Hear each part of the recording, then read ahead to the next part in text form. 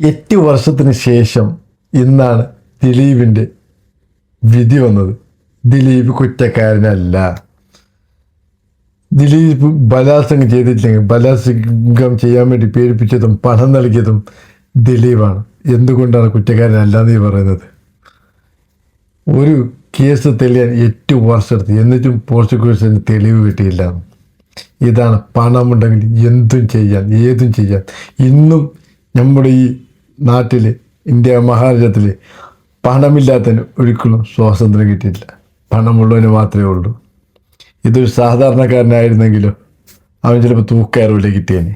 അതാണ് നമ്മുടെ രാജ്യം. ഒരുപാട് ആൾക്കാർ വല്ലാതെ സന്തോഷം ദിലീപ് വെറുതെ വിട്ടുന്നു. മറുപക്ഷത്ത് ഒരു പെണ്ണിന് നീതി കിട്ടാതിരിക്കുക, അതാലോചിക്കണം. ഓരോ കാര്യങ്ങൾ ആലോചിച്ച് വേണം മുന്നോട്ട് പോകാൻ. നന്ദി, നമസ്കാരം.